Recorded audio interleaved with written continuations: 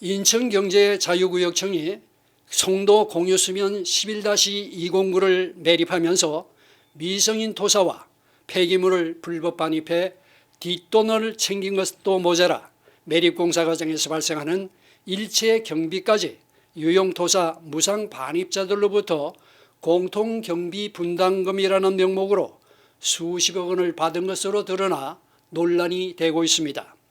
930억 원의 매립공사비를 책정해 놓고도 이 공사비를 쓰는 대신 반입된 토사 정지 작업, 도로개설과 관리, 살수차 운행과 세륜시설 관리, 신호수 인건비까지 공사장 내의 이런 일체의 비용을 반입자에게 부담토록 한 것입니다. 합법을 가장한 불공정 협약과 계약으로 이루어진 인천경제자유구역청과 시공사 한진중공업이 반입자로부터 받은 45억 원의 불공정 행위 등을 이그린 뉴스가 단독 취재했습니다. 인천경제자유구역청이 송도 공유수면 11-209 매립 발주 당시 공사 금액에는 정지작업은 물론 세륜시설, 진입도로 개설, 먼지 방지용 살수차 운행 등 공사 관련 모든 비용들이 포함되어 있습니다. 하지만 인천경제자유구역청은 시공사인 한진중공업을 통해 이 비용들을 환경분담금과 공통경비분담금이라며 수십억 원을 따로 받아 챙겼습니다. 발주처와 시공사, 반입자 사이에 맺은 계약서 내용을 살펴보면 유용토사 반입 기준과 승인 조건으로 10여 가지가 넘는 온갖 일방적인 규약을 정해놓고 무려 25가지의 공사장 내에서 발생하는 모든 비용을 반입자가 부담토록 한 것입니다. 토사 반입자에게 덮어 씌운 금액은 환산해보면 무려 45억 원이 넘습니다. 취재진이 자유구역청을 찾아 확인 작업에 들어가자 관계자는 공사장 내 인원 배치까지 반입자에게 부담하도록 했다고 말했습니다. 정지업체가 자기네 정지에 필요한 모든 인력을 우리 현장에 투입을 해야 되는데 이게 다 놓을 수가 없으니까.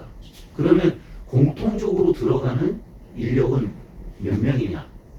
그것만 산정을 해서 그거를 그 사람들이 한 달 인건비로 따졌을 때 뭐 20여 기준이면 얼마 해갖고 그거를 저는 그 업체한테 받은 걸로 알고 있어요. 하지만 시공사인 한진중공업 측은 공통경비분담금 등에 대해 모르쇠로 일관하고 있습니다. 추가적으로 저희가 확인한 내용이 없네요. 그때 근무했던 직원들이 다들 퇴사를 했고 지금 남아있는 뭐 서류나 뭐 어떤 자료들을 좀 확인해 보려고 했는데 아는 내용이 없다 보니까 저희 어떤 뭐 공식적인 회사 멘트를 하기가 어려울 것 같아요.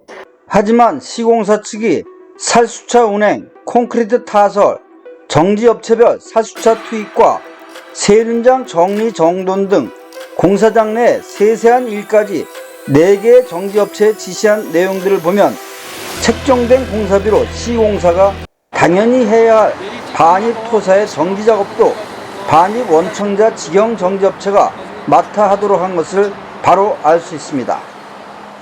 그러니까 시공사가 공사금으로 받은 930억 원으로 지불 처리해야 할 공사 관련 경비 일체를 반입 원청사의 정지업체에다가 공통경비 분담금으로 45억 원씩이나 부담하게 하고 그 돈을 따로 챙겨 돈잔치를 한 것 아니냐는 의구심이 드는 대목입니다. 그런데도 인천경제자유구역청은 한 정보공개 자료에서 공통경비 분담금을 목적대로 사용한 것으로 명시해 놓아 눈 가리고 아웅하는 식의 엉터리 개수를 공개해 놓은 것이 아니냐는 의혹이 일고 있습니다. 공통경비 분담금에 대한 이그린 뉴스의 취재가 시작되자 인천경제자유구역청은 현재 진행 중인 11-309 매립토사 반입자에게는 이러한 일체의 비용을 받지 않기로 했다며 돈을 받기 위한 협약서나 계약서는 아예 없앴다고 말했습니다.